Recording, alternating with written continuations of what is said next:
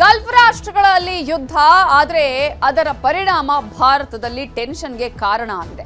ಕರ್ನಾಟಕದಲ್ಲಿ ಎಲ್ಲೆಲ್ಲೂ gas emergency ಸೃಷ್ಟಿಯಾಗಿದೆ. ರಾಜ್ಯದಾದ್ಯಂತ ಗ್ಯಾಸ್ ಸಿಗದೆ ಜನ ಪರದಾಟವನ್ನ ಅನುಭವಿಸ್ತಾ ಇದ್ದಾರೆ.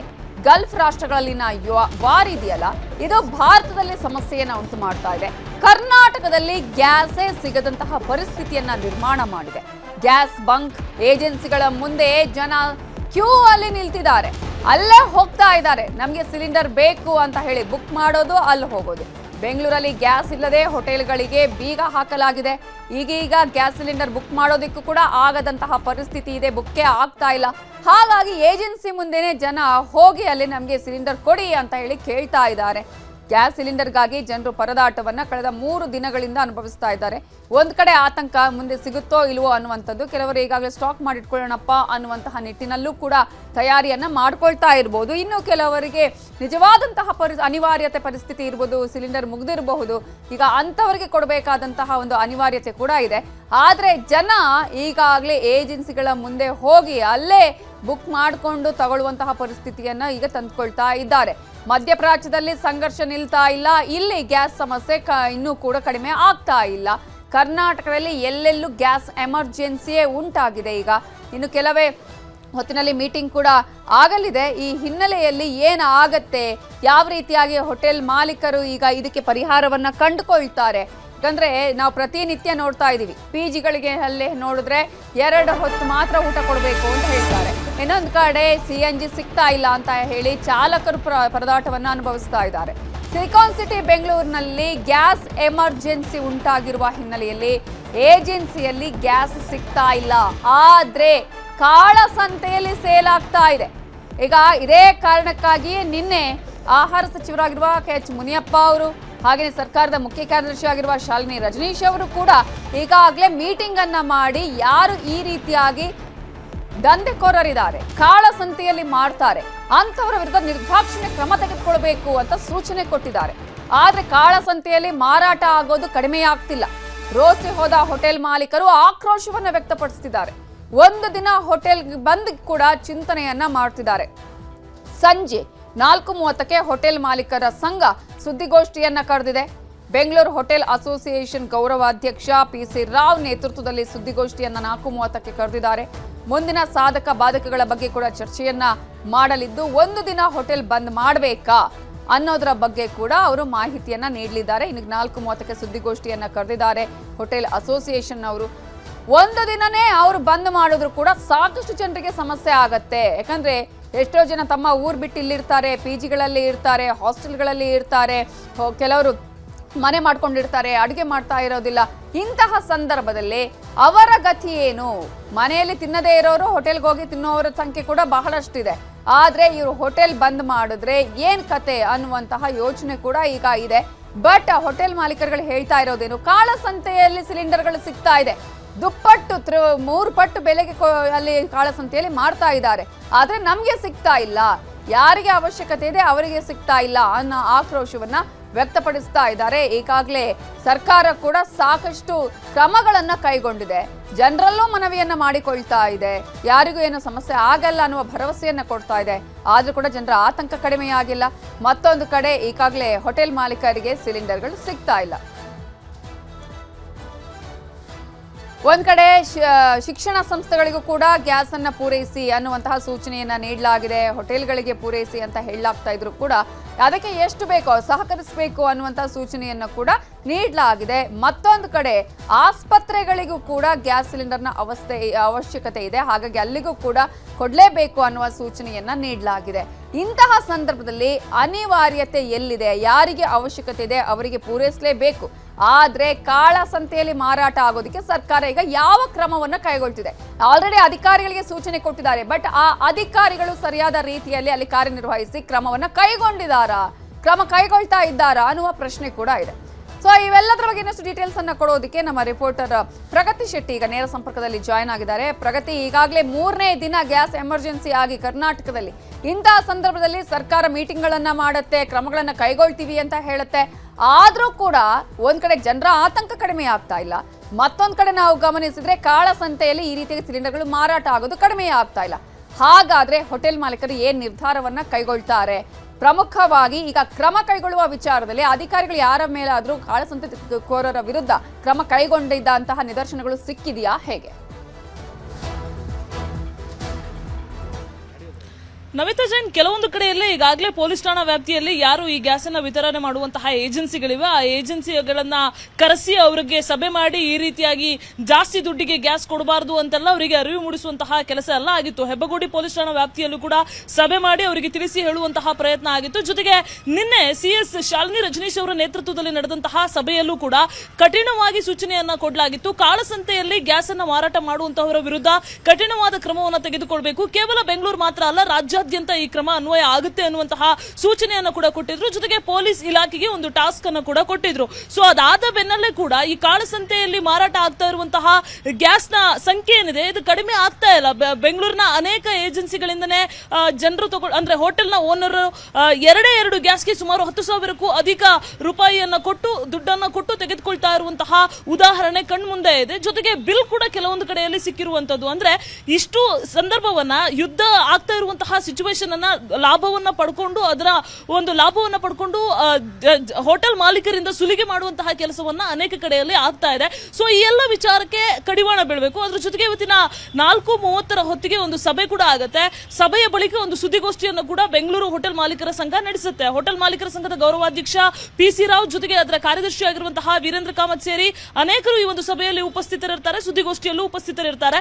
ಈಗಾಗಲೇ ಕೆಲವು ಹೋಟೆಲ್ಗಳಲ್ಲಿ ಇಂಡಕ್ಷನ್ ಜೊತೆಗೆ ವಿದ್ಯುತ್ ಬಾಯ್ಲರ್ ಅನ್ನು ಕೂಡ ಅಳವಡಿಕೆ ಮಾಡ್ಕೊಂಡಿದ್ದಾರೆ. ಸೊ ಇಂಡಕ್ಷನ್ ಅಳವಡಿಕೆ ಮಾಡ್ಕೊಂಡಿರೋದ್ರಿಂದ ಕೆಲವೊಂದಿಷ್ಟು ಜನ ಹೋಟೆಲ್ ಅಲ್ಲಿ ಕೆಲಸ ಮಾಡ್ತಾ ಇರೋರು ಹೇಳ್ತಾ ಇದ್ದಾರೆ ಅದಕ್ಕೆ ಅದರದೇ ಆದಂತಹ ಪಾತ್ರ ಬೇಕು. ಸೊ ಅದು ಅಂದ್ರೆ ಗ್ಯಾಸ್ ಅಲ್ಲಿ ಕೆಲಸ ಮಾಡೋರಿಗೆ ಅದರಲ್ಲಿ ಹೋಟೆಲ್ಗಳಲ್ಲಿ ಕೆಲಸ ಮಾಡೋದಕ್ಕೆ ಕಷ್ಟ ಆಗುತ್ತೆ ಅನ್ನುವಂತಹ ಅಭಿಪ್ರಾಯಗಳು ಹೋಟೆಲ್ ನ ಕಾರ್ಮಿಕರು ಹೇಳ್ತಾ ಇರುವಂತದ್ದು. ಅದರ ಜೊತೆಗೆ ವಿದ್ಯುತ್ ಬಾಯ್ಲರ್ ಅಂತ ತಗೊಂಡ್ರೆ ಅದು ಒಂದು ಸಿಲಿಂಡರ್ ಅನ್ನ ಸೇವ್ ಮಾಡುತ್ತೆ. ಇಡೀ ದಿನ ವಿದ್ಯುತ್ ಬಾಯ್ಲರ್ ಅನ್ನ ಸಹಜವಾಗಿ ದೊಡ್ಡ ದೊಡ್ಡ ಹೋಟೆಲ್ಗಳೆಲ್ಲ ಉರಿಸ್ತಾ ಇರ್ತಾರೆ. ಬಟ್ ವಿದ್ಯುತ್ ಬಾಯ್ಲರ್ ನ ದುಡ್ಡು ಇರುತ್ತಲ್ಲ 50,000 ರಿಂದ 60,000 ಇರುತ್ತೆ. ಅದ್ರ ಜೊತೆಗೆ ಅದು ಅಂದ್ರೆ ಆ ವಿದ್ಯುತ್ ಕೂಡ ಅಷ್ಟೇ ಅದು ಕನ್ಸಂಪ್ಷನ್ ಮಾಡುತ್ತೆ. ಸೊ ಈ ಎಲ್ಲ ಕಾರಣಗಳಿಂದ ಇವರಿಗೆ ಲಾಭಕ್ಕಿಂತ ನಷ್ಟ ಆಗುವಂತಹ ಸಂಖ್ಯೆ ಜಾಸ್ತಿ ಇದೆ. ಸೊ ಏನು ದುಡಿಮೆ ಮಾಡ್ತಾ ಇದ್ರು ದಿನ ಏನ್ ದುಡಿಮೆ ಮಾಡ್ತಾ ಇದ್ರು ಅದೆಲ್ಲವೂ ಕೂಡ ಲಾಸ್ ಆಗುವಂತಹ ಸಾಧ್ಯತೆ ಇದೆ.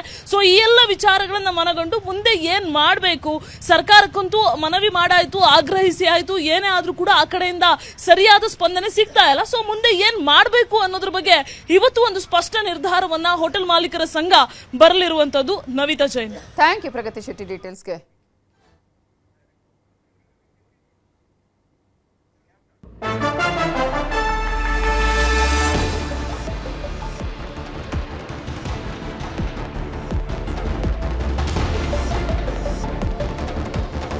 ಕಮರ್ಷಿಯಲ್ ಗ್ಯಾಸ್ಗಳ ಅಭಾವ ಹಿನ್ನೆಲೆಯಲ್ಲಿ ತುಮಕೂರಿನ ಹೊರಪೇಟೆಯಲ್ಲಿನ ಹೋಟೆಲ್ಗಳು ಬಂದ್ ಆಗಿದೆ. ಗ್ಯಾಸ್ ಸಿಗದ ಕಾರಣಕ್ಕಾಗಿ ಪ್ರಸಾದ್ ಹೋಟೆಲ್ ಅನ್ನ ಕ್ಲೋಸ್ ಮಾಡಲಾಗಿದೆ. ಕಮರ್ಷಿಯಲ್ ಗ್ಯಾಸ್ನ ಅಭಾವ ಕಳೆದ 3 ದಿನಗಳಿಂದಲೂ ಕೂಡ ಉಂಟಾಗ್ತಿದೆ. ತುಮಕೂರಿನಲ್ಲಿ ಪ್ರಸಿದ್ಧ ಆಗಿದೆ ಈ ಒಂದು ಹೋಟೆಲ್. ಆದರೆ ಈಗ ಆ ಹೋಟೆಲ್ ಅನ್ನೇ ಕ್ಲೋಸ್ ಮಾಡಿದ್ದಾರೆ, ಡೋರ್ ಕ್ಲೋಸ್ ಮಾಡಿದ್ದಾರೆ ಮಾಲೀಕರು. ಯಾವುದೇ ರೀತಿಯಾದಂತಹ ಆಹಾರ ಪದಾರ್ಥಗಳನ್ನು ಅಲ್ಲಿ ಈಗ ತಯಾರು ಮಾಡೋದಕ್ಕೆ ಸಾಧ್ಯ ಇಲ್ಲ. ಕಾರಣ ಸಿಲಿಂಡರ್ ಇಲ್ಲ, ಕಮರ್ಷಿಯಲ್ ಗ್ಯಾಸ್ ಅಭಾವ ಅಂತ ಹೇಳಿ ಹೊರಪೇಟೆಯಲ್ಲಿನ ಹೋಟೆಲ್ ಅನ್ನ ಬಂದ್ ಮಾಡಿದ್ದು. ಗ್ಯಾಸ್ ಸಿಗದ ಕಾರಣ ಪ್ರಸಾದ್ ಹೋಟೆಲ್ ಕ್ಲೋಸ್ ಆಗಿದೆ. ತುಮಕೂರಲ್ಲಿ ಪ್ರಸಿದ್ಧವಾಗಿದೆ ಈ ಪ್ರಸಾದ್ ಹೋಟೆಲ್. ಡೋರ್ ಕ್ಲೋಸ್ ಮಾಡಿದ್ದಾರೆ ಮಾಲೀಕರು. ದಿನನಿತ್ಯ ನೂರಾರು ಗ್ರಾಹಕರು ಊಟ ಮತ್ತು ತಿಂಡಿಗಾಗಿ ಬರ್ತಾ ಇದ್ದಂತಹ ಈ ಒಂದು ಪ್ರತಿಷ್ಠಿತ ಹೋಟೆಲ್ ಇದು. ಸಿಲಿಂಡರ್ ದೊರೆಯದ ಕಾರಣದಿಂದ ಡೋರ್ ಕ್ಲೋಸ್ ಮಾಡಿದ್ದಾರೆ ಮಾಲೀಕರು. ಈಗ ಅನೇಕ ಕಡೆಗಳಲ್ಲೂ ನಾವು ಗಮನಿಸ್ತಾ ಇದ್ವಿ, ಏನು ಪ್ರಯೋಜನ ಆಗ್ತಾ ಇಲ್ಲ, ಏನೇ ಮಾಡಿದ್ರು ಕೂಡ ಸಿಲಿಂಡರ್ ಸಿಗ್ತಾ ಇಲ್ಲ ಅಂತ ಹೇಳಿದ್ರೆ ಮುಂದೆ ಹೇಗೆ ನಾವು ಆ ಹೋಟೆಲನ್ನೇ ಬಂದ್ ಮಾಡೋದು ಉತ್ತಮ ಅಂತ ಹೇಳಿ ಹೋಟೆಲ್ ಅನ್ನೇ ಕ್ಲೋಸ್ ಮಾಡ್ತಿದ್ದಾರೆ ಹೋಟೆಲ್ ಮಾಲೀಕರು. ಇನ್ನು ಕರಾವಳಿ ಭಾಗದ ದೇವಸ್ಥಾನಗಳಿಗೆ ತಟ್ಟಿದೆ ಗ್ಯಾಸ್ ಎಫೆಕ್ಟ್. ಕದ್ರಿ ಮಂಜುನಾಥ ದೇಗುಲದಲ್ಲಿ ಕಟ್ಟಿಗೆಯನ್ನ ಬಳಸಿ ಈಗ ಅನ್ನ ಪ್ರಸಾದ ತಯಾರಿ ಮಾಡ್ತಾ ಇದ್ದಾರೆ. ಯಾರು ಭಕ್ತರು ಬರ್ತಾರೋ ಅವರಿಗೆ ಸಮಸ್ಯೆ ಆಗಬಾರ್ದು, ಅನ್ನ ಪ್ರಸಾದ ನಿಲ್ಬಾರ್ದು, ದಾಸೋಹ ಯಾವುದೇ ಕಾರಣಕ್ಕೂ ಸ್ಟಾಪ್ ಆಗಬಾರ್ದು ಅನ್ನುವ ಕಾರಣಕ್ಕಾಗಿ ಪರ್ಯಾಯ ಮಾರ್ಗವನ್ನ ಅನುಸರಿಸಿ ಅನ್ನ ಪ್ರಸಾದವನ್ನ ತಯಾರಿ ಮಾಡ್ತಾ ಇದ್ದಾರೆ. ಕದ್ರಿ ಮಂಜುನಾಥ ದೇಗುಲದಲ್ಲಿ ಕಟ್ಟಿಗೆಯನ್ನ ಬಳಸಿ ಅನ್ನ ಪ್ರಸಾದ ತಯಾರಿ ಆಗ್ತಿದೆ. ಸೌದೆ ಒಲೆಯಲ್ಲಿ ಭಕ್ತರಿಗೆ ಅಂದ್ರೆ ಕೊಡ್ತಾ ಇದ್ದಾರೆ ಪ್ರಸಾದವನ್ನ ತಯಾರು ಮಾಡಿ ಸಿಬ್ಬಂದಿ. ಕಮರ್ಷಿಯಲ್ ಸಿಲಿಂಡರ್ ಸಿಗದ ಹಿನ್ನೆಲೆಯಲ್ಲಿ ಸೌದೆ ಒಲೆಯನ್ನೇ ಮಾಡ್ತಾ ಒಲೆಯಲ್ಲೇ ಈಗ ಅನ್ನ ಸಾಂಬಾರ್ ಅನ್ನ ಕೊಡೋದಕ್ಕೆ ತೀರ್ಮಾನ ಕೈಗೊಂಡಿದ್ದಾರೆ. ಸದ್ಯಕ್ಕಂತೂ ಪಾಯಸವನ್ನ ತೆಗೆದಿದ್ದಾರೆ ಮೆನುವಿನಿಂದ. ಪಾಯಸ ಇಲ್ಲ, ಸಿಹಿ ಪ್ರಸಾದ ಇಲ್ಲ, ಅದರ ಬಿಟ್ಟು ದಾಸೋಹದಲ್ಲಿ ಅನ್ನ ಸಾರು ಮಾತ್ರ ಕೊಡೋದಕ್ಕೂ ಕೂಡ ತೀರ್ಮಾನವನ್ನ ಕೈಗೊಳ್ಳಲಾಗಿದೆ. ಕರಾವಳಿ ಭಾಗದಲ್ಲೂ ಕೂಡ ಸಿಲಿಂಡರ್ ಸಮಸ್ಯೆ ಸಾಕಷ್ಟು ಪ್ರಾಬ್ಲಮ್ಗಳಿಗೆ ಕಾರಣ ಆಗಿದೆ. ದೇವಸ್ಥಾನಗಳಿಗೂ ಕೂಡ ಗ್ಯಾಸ್ ಎಫೆಕ್ಟ್ ತಟ್ಟಿದೆ. ಈಗ ನೀವು ನೋಡ್ತಾ ಇರುವಂತಹ ದೃಶ್ಯ ಕದ್ರಿ ದೇವಸ್ಥಾನದಲ್ಲಿ ಸೌದೆ ಒಲೆಯನ್ನ ಬಳಕೆ ಮಾಡಿ ಅಲ್ಲಿ ದಾಸೋಹವನ್ನ ಮಾಡ್ತಾ ಇದ್ದಾರೆ. ಭಕ್ತರಿಗೆ ಸಮಸ್ಯೆ ಆಗಬಾರ್ದು ಅಂತ ಹೇಳಿ ಈ ಪರ್ಯಾಯ ಮಾರ್ಗವನ್ನ ಅನುಸರಿಸ್ತಾ ಇದ್ದಾರೆ.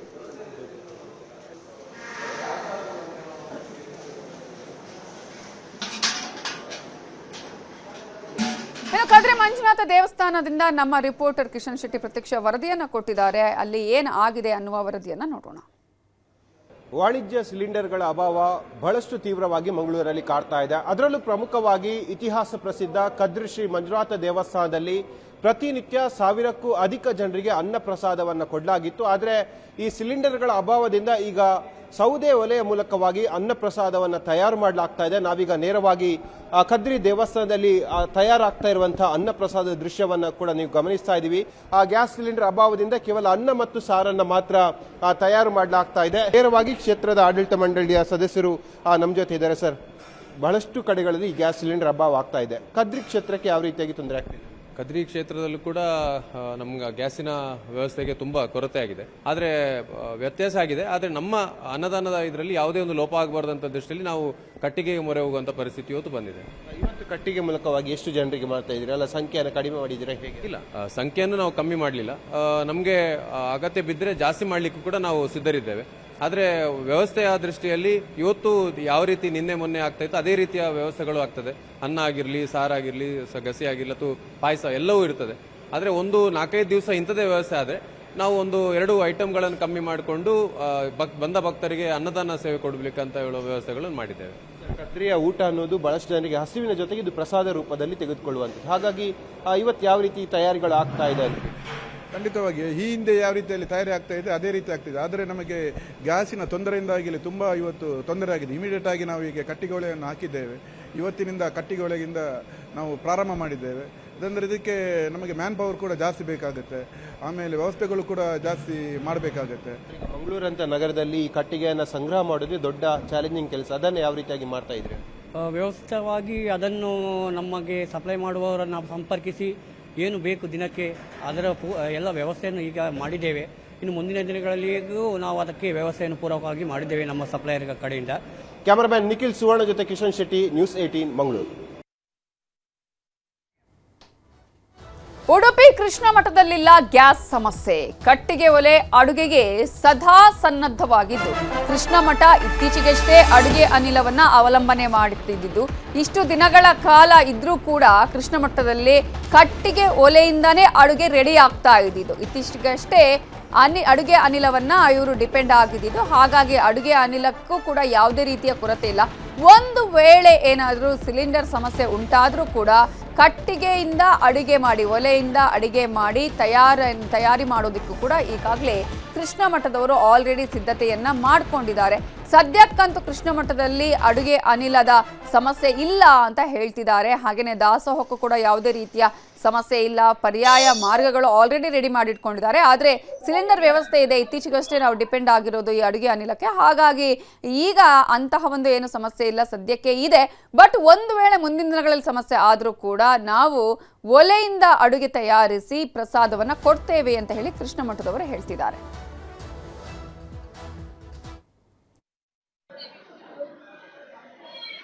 ಕೃಷ್ಣ ಮಠದಲ್ಲಿ ಯಾವ ರೀತಿಯ ಪರಿಸ್ಥಿತಿ ಇದೆ, ಯಾವ ರೀತಿಯಾಗಿ ತಯಾರಿಯನ್ನು ಮಾಡ್ಕೊಂಡಿದ್ದಾರೆ ಅನ್ನೋದರ ಬಗ್ಗೆ ನಮ್ಮ ರಿಪೋರ್ಟರ್ ಗಣೇಶ್ ಸೈಬ್ರಕಟ್ಟೆ ಅಲ್ಲಿಂದ ಪ್ರತ್ಯಕ್ಷ ವರದಿ ಕೊಟ್ಟಿದ್ದಾರೆ. ಅಲ್ಲಿನ ಆಡಳಿತಾಧಿಕಾರಿಗಳನ್ನು ಮಾತನಾಡಿಸಿದ್ದಾರೆ, ನೋಡೋಣ.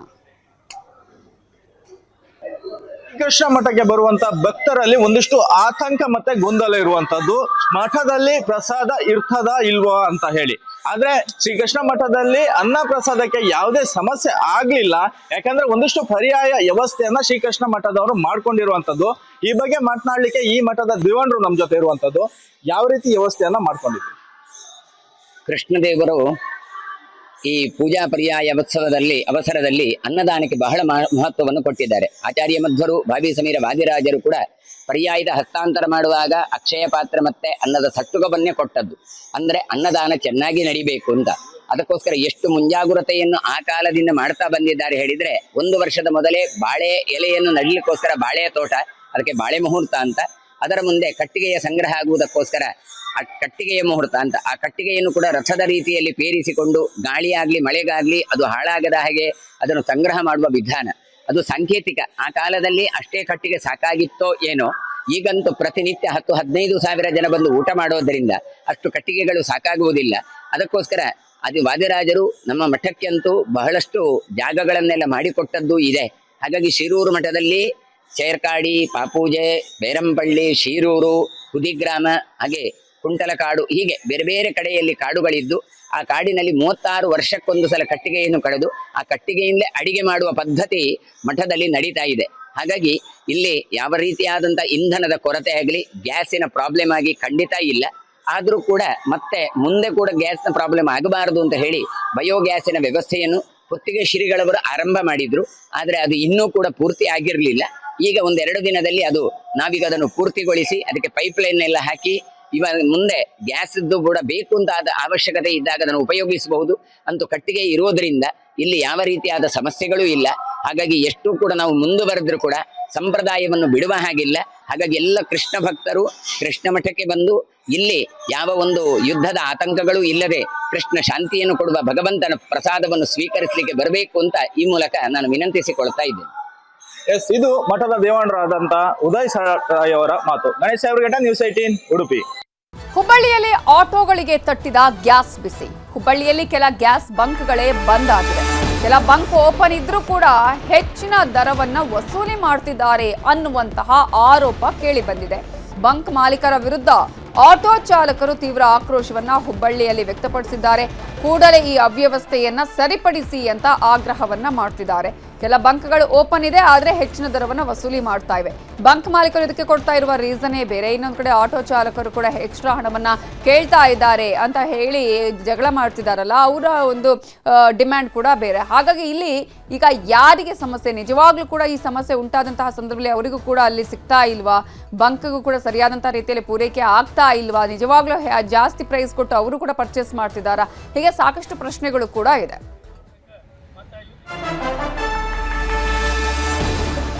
ಧಾರವಾಡದಲ್ಲೂ ಆಟೋ LPG ಕೊರತೆ ಉಂಟಾಗಿದ್ದು 3 ಬಂಕ್ಗಳ ಪೈಕಿ 2 ಕೇಂದ್ರಗಳನ್ನ ಬಂದ್ ಮಾಡಲಾಗಿದೆ.